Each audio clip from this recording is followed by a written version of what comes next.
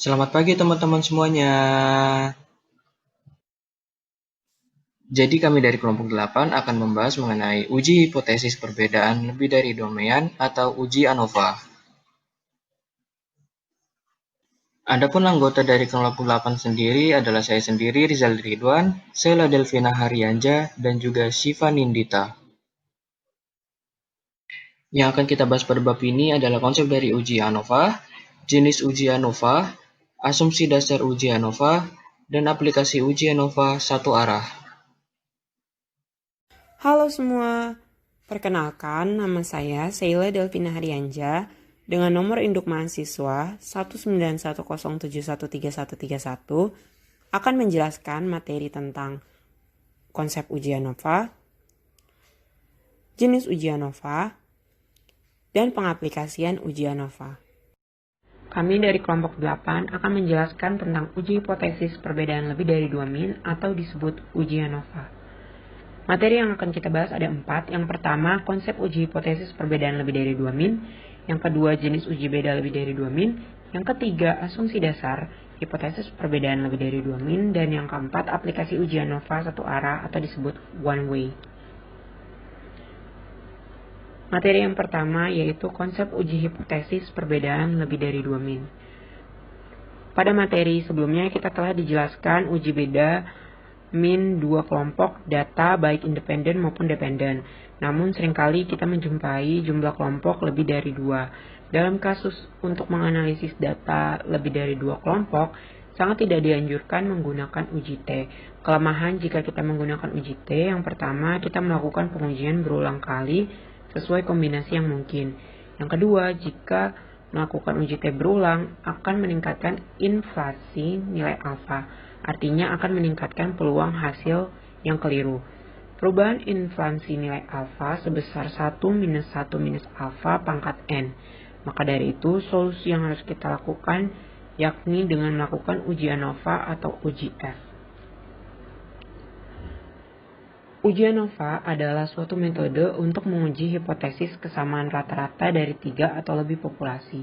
Uji ANOVA disebut dengan analysis of variance, sering diistilahkan dengan uji sidik ragam yang dikembangkan oleh Ronald Fisher, bapak statistika modern.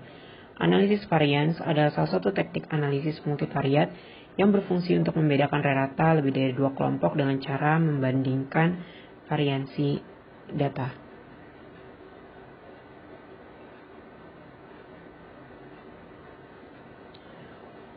ANOVA merupakan prosedur uji statistik yang mirip dengan t-test. Namun kelebihan dari ANOVA yaitu dapat menguji perbedaan lebih dari 2 kelompok. Berbeda dengan independent sample t-test yang hanya bisa menguji perbedaan rata dari 2 kelompok saja. Analisis ANOVA sering digunakan pada penelitian eksperimen di mana terdapat beberapa perlakuan. Peneliti juga ingin menguji apakah ada perbedaan bermakna antara perlakuan yang telah diberikan.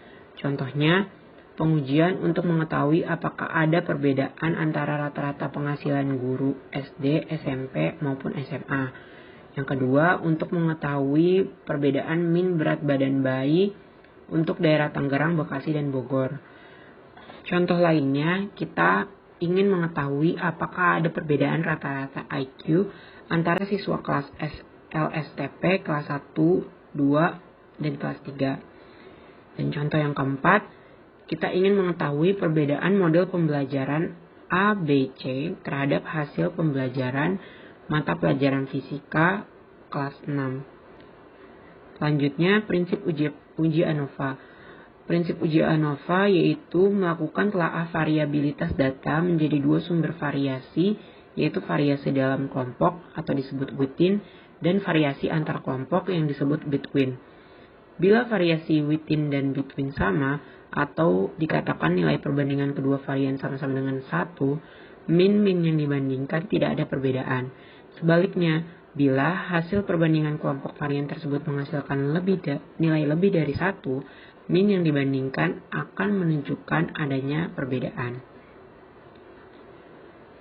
Materi yang kedua yaitu jenis uji beda lebih dari 2 min.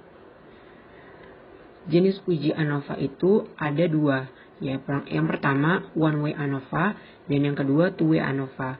One way ANOVA digunakan untuk menguji perbedaan di antara dua atau lebih kelompok di mana hanya terdapat satu faktor yang dipertimbangkan. Contohnya, kita membandingkan efek dosis obat yang berada terhadap kesembuhan pasien. Yang kedua, kita menguji hipotesis ada tidaknya perbedaan antara rata-rata penghasilan guru SD, SMP maupun SMA. Dan kita menguji hipotesis ada tidaknya perbedaan kinerja antara PNS, swasta maupun BUMN. Nah, lalu TUIA ANOVA itu adalah pengembangan dari ANOVA satu arah di mana ada lebih dari satu faktor dan interaksinya itu saling dipertimbangkan. Contohnya, kita membandingkan efek dosis obat yang berbeda terhadap kesembuhan pasien berdasarkan frekuensi pemberian obatnya. Atau kita juga ingin menguji hipotesis ada tidaknya perbedaan antara rata-rata penghasilan guru SD, SMP maupun SMA berdasarkan jenis kelaminnya. Atau contoh lain, kita menguji hipotesis ada tidaknya perbedaan kinerja antara PNS, swasta, dan BUMN menurut jenis kelaminnya. Saya akan membahas mengenai asumsi dasar, uji atau syarat, hipotesis perbedaan lebih dari dua mean atau uji ANOVA. ANOVA ini merupakan sebuah cara yang digunakan untuk membandingkan rata-rata populasi, bukan ragam populasi. Nah, jenis data yang dipakai pun yang tepat untuk ANOVA adalah nominal dan juga ordinal pada variabel bebasnya. Jika data pada variabel bebasnya dalam bentuk interval atau rasio, maka harus diubah dulu dalam bentuk ordinal atau nominal. Sedangkan variabel tingkatnya adalah data interval atau rasio. Nah, teman-teman, berikut adalah asumsi dasar dari uji ANOVA. Yang pertama adalah kenormalan. Distribusi data itu harus normal. Agar data berdistribusi normal, dapat ditumpu dengan cara memperbanyak jumlah sampel dalam kelompok. Yang kedua, kesamaan variansi. Setiap kelompok hendaknya berasal dari populasi yang sama dengan variansi yang sama pula. Bila banyaknya sampel sama pada setiap kelompok, maka kesamaan variansinya dapat diabaikan. Tapi bila banyak sampel pada masing-masing kelompok tidak sama, maka kesamaan variansi populasi sangat diperlukan. Yang ketiga, pengamatan bebas. Sampel hendaknya diambil secara acak atau random, sehingga setiap pengamatan merupakan informasi yang bebas atau sampel bersifat independen. Assalamualaikum warahmatullahi wabarakatuh. Nama saya Syifa Nindita Rizka Dewi dengan NIM 1910713015. Di sini saya akan mempresentasikan subbab keempat, yaitu aplikasi uji ANOVA satu arah atau one way dari pembahasan uji ANOVA. Yang pertama, kita akan membahas tentang langkah-langkah dalam menghitung uji ANOVA. Yang pertama, hipotesis. Dengan H0 yaitu mu1 sama dengan mu2 sama dengan titik-titik sama dengan mu-K. Sehingga artinya tidak ada perbedaan min dalam kelompok kategori. Dengan H1 yaitu sedikitnya ada satu min yang berbeda dalam kelompok kategori. Yang kedua, statistik uji. Dalam tabel ANOVA terdapat beberapa hal penting, yaitu ada sumber variasi yang mana ada antar kelompok, ada dalam kelompok, dan total. Lalu ada jumlah kuadrat. Untuk jumlah kuadrat antar kelompok disimbolkan dengan JKA. Untuk jumlah kuadrat dalam kelompok yaitu JKD, dan jumlah kuadrat total yaitu JKT. DB yaitu derajat bebas atau biasa disebut DF. Untuk DB antar kelompok dihitung dengan K-1. Nah, ini nanti akan menjadi DF1 yaitu numerator dalam tabel F. Ya, untuk DB dalam kelompok dihitung dengan DB total dikurang DB antar kelompok. Ini nantinya akan menjadi DF2 dalam tabel uji F yaitu denumerator. Untuk penghitungan DB total sama dengan N besar dikurang 1. Lalu ada rata-rata kuadrat. Untuk rata-rata kuadrat antara dihitung dengan JKA per DBA. Untuk rata-rata kuadrat dalam kelompok dihitung dengan JKD dibagi DBD. Lalu selanjutnya menghitung nilai F-nya dengan rumus rata-rata kuadrat A dibagi rata-rata kuadrat dalam kelompok. Lalu langkah uji ANOVA selanjutnya yaitu kaidah keputusan. Jika nilai F dalam perhitungan lebih kecil dari F yang ada di tabel, maka H0 diterima. Jika nilai F dalam hitungan lebih besar atau sama dengan F tabel, maka H0 ditolak. Lalu menyimpulkan, jika H0 diterima, maka tidak ada perbedaan min dalam kelompok kategori. Jika H0 ditolak, maka ada perbedaan min dalam kelompok kategori. Selanjutnya, kita akan membahas contoh soal. Misalnya, dilakukan pengujian perbedaan hasil belajar ketiga kelas yang diajar dengan metode diskusi, demonstrasi, dan eksperimen. Hasil pengamatan diperoleh data pada slide setelah ini. Ujilah hipotesis yang menyatakan bahwa ada perbedaan yang signifikan hasil belajar siswa pada ketiga kelompok dengan menggunakan taraf alfa sama dengan 0,05 atau 5%. Yang pertama ini adalah tabel hasil belajar untuk setiap metode. Dapat dilihat bahwa ada 3 kelompok, yaitu 3 metode, dengan masing-masing metode itu memiliki 7 nilai atau 7 data. Lalu penyelesaiannya, yang pertama merumuskan hipotesis dengan H0 sama dengan X1 sama dengan X2 sama dengan X3 sama dengan 0, sehingga artinya tidak ada perbedaan yang signifikan hasil belajar siswa pada ketiga kelompok. Untuk HA ini seharusnya ada yang salah satu tidak sama, yaitu sehingga artinya minimal satu pasang kelompok mempunyai perbedaan yang signifikan hasil belajar siswa. Taraf nyatanya 5%, yaitu alfa dengan alfa 0,05 dengan nilai F table untuk alfa 0,5 didapat melalui derajat bebas, yaitu df1, df2. df1 nya kan dihitung dengan cara K-1. K-nya itu kan kelompoknya ada 3, jadi 3-1, 2. Untuk df2 nya itu dihitung dari db total dikurang dba, yaitu db totalnya ada 21, karena kan ada masing-masing kelompok data ada 7 data dan ada 3 kelompok, jadi 3 kali 7 21, 21 dikurangi 1 ya 20. Lalu untuk menghitung df2 nya kan tadi db total dikurang dba, sehingga 20 dikurangi 2, 18. Jadinya untuk melihat tabelnya 2,18. Lalu didapat dari tabel, nilai tabel untuk 2,18 3,55. Nah, dari sini bisa dilihat untuk df1 nya kan tadi 2, sehingga lihat dari kolom kedua, lalu df2 nya 18, sehingga didapat 3,55.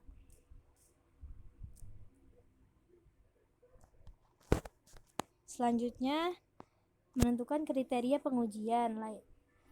Jika untuk HO ditolak jika nilai F dalam hitungan lebih besar dari F tabel atau probabilitas kurang dari 0,05.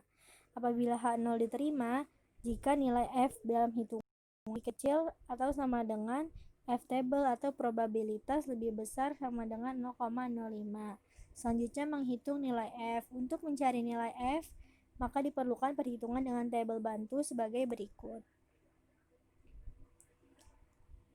Pada tabel ini terdapat nilai-nilai hasil belajar yang sebelumnya, sehingga bisa didapatkan total data dari masing-masing kelompok, yaitu misalnya sigma X1 366, sigma X2 295, sigma X3 418. Lalu bisa dihitung masing-masing kuadrat dari nilai. Misalnya kuadrat dari nilai kelompok 1 untuk data pertama yaitu 69 kuadrat, hasilnya 4761. Untuk nilai kuadrat data pertama kelompok kedua yaitu 2401. Untuk kuadrat data pertama kelompok ketiga yaitu 4624 dan seterusnya sehingga didapat sigma X1 kuadrat yaitu 19.966, sigma X2 kuadrat 12.825, sigma X3 kuadrat yaitu 26.144. Dari tabel yang sebelumnya, maka dapat kita ketahui bahwa nilai N1 sebanyak 7 data, N2 7 data, N3 7 data, sehingga total keseluruhan data ada 21 data dan disimbolkan dengan nilai N besar. Lalu kita juga bisa tahu sigma X1 yaitu 366, sigma X2 295, sigma X3 418. Lalu kita bisa menghitung sigma X totalnya yaitu 366 ditambah 295 ditambah 418. Mohon maaf di sini ada kesalahan, bukan 19.966 tetapi 295, bukan 12.825 tetapi 418, sehingga mendapatkan hasil 1079. Lalu kita juga bisa menghitung sigma X1 kuadrat, kita dapat menentukan sigma X1 kuadrat yaitu 19.966, sigma X2 kuadrat 12.825, sigma X3 kuadrat yaitu 26.144, sehingga dapat ditentukan nilai sigma X total kuadrat yaitu 19.966 ditambah 12.825 ditambah 26.144, hasilnya 58.935.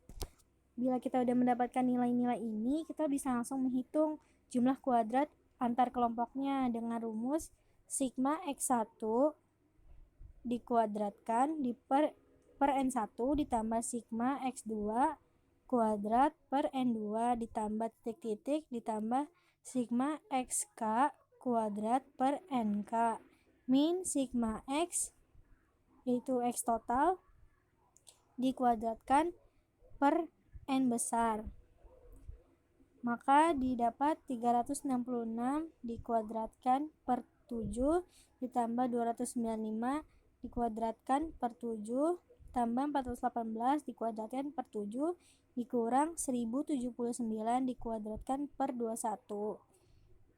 Didapatkan hasilnya 1089,238. Selanjutnya kita bisa menghitung jumlah kuadrat total dengan rumus sigma X kuadrat min sigma X tutup kurung kuadrat per N besar, sehingga didapat 58.935 dikurang 1079 tutup kurung dikuadratkan per 21,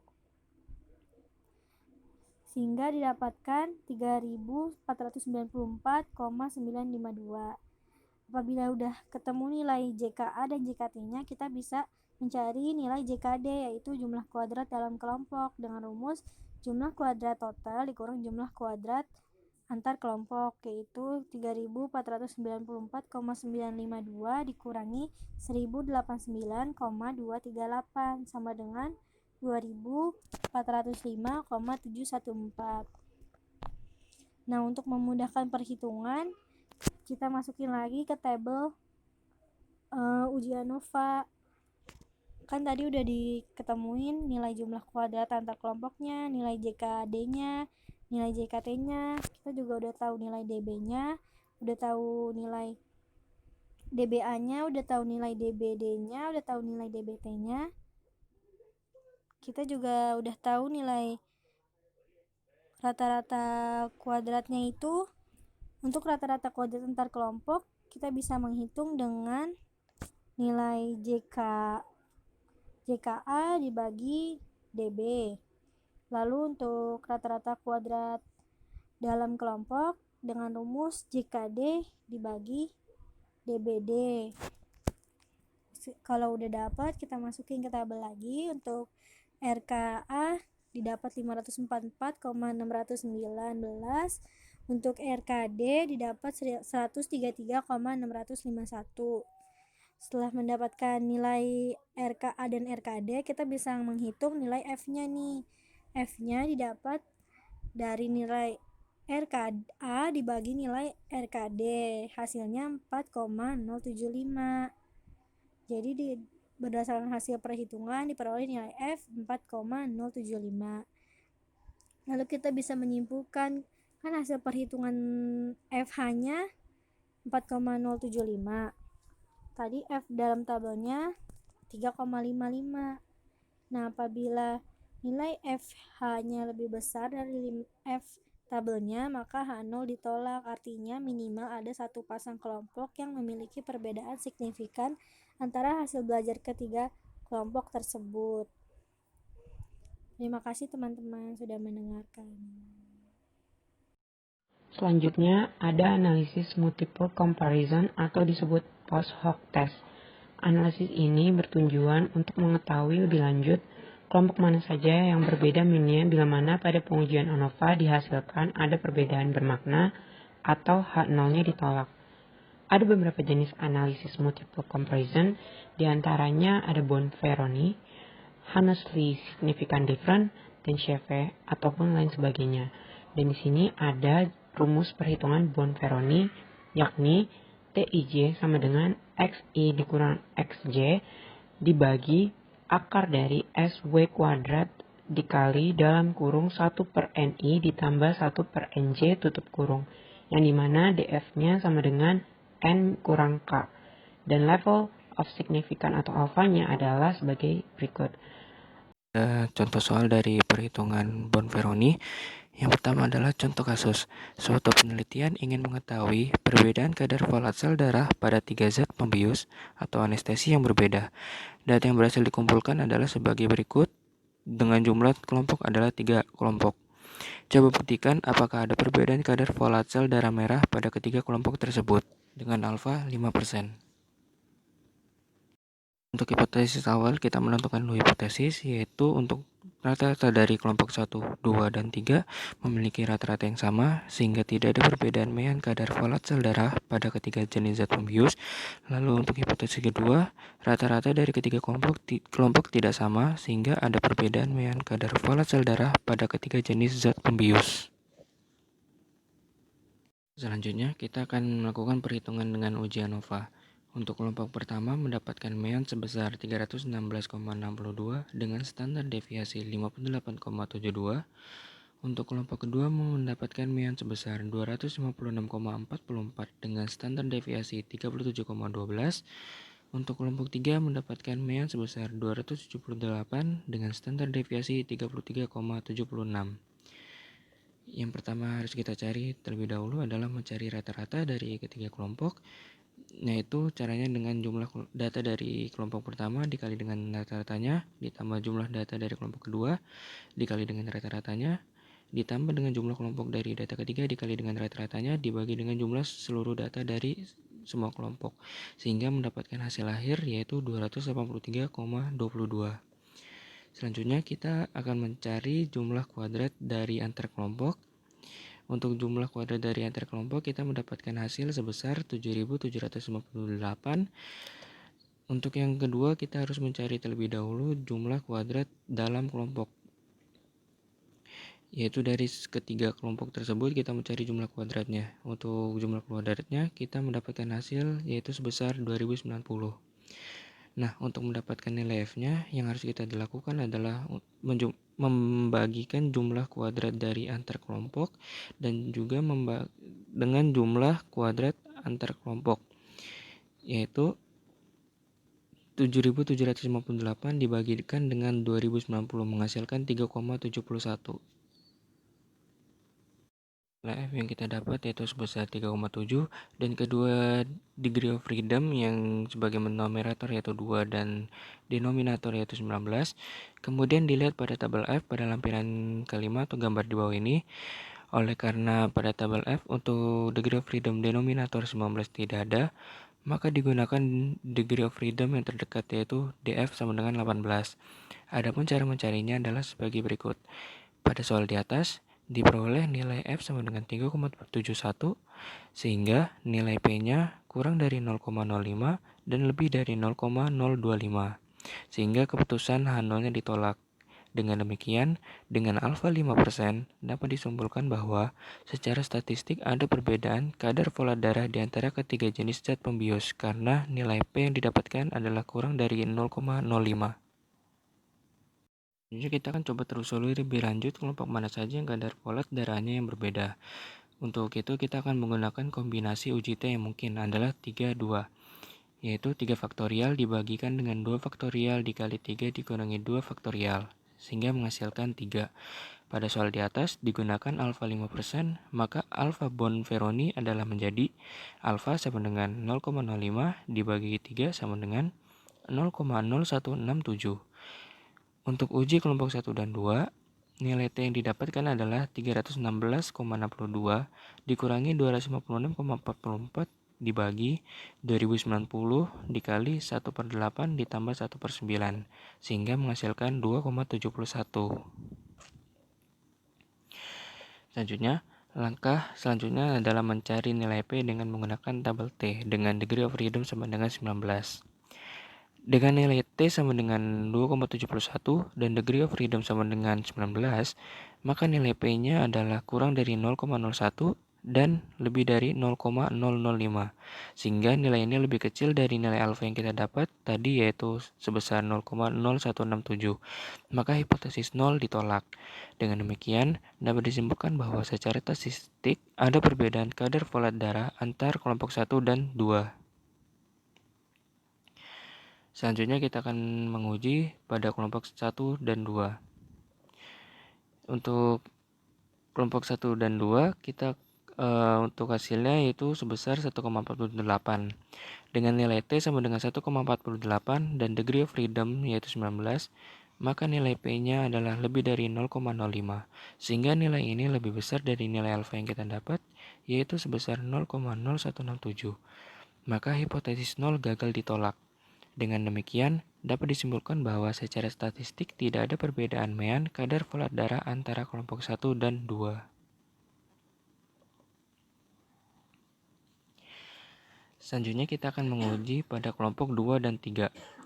Untuk uji T pada kelompok 2 dan 3 menghasilkan jumlah yaitu minus 0,033. Dengan nilai T sama dengan minus 0,033 dengan degree of freedom yaitu 19, maka nilai P-nya lebih dari 0,1, sehingga nilai ini lebih besar dari nilai alfa yang kita dapat yaitu 0,0167.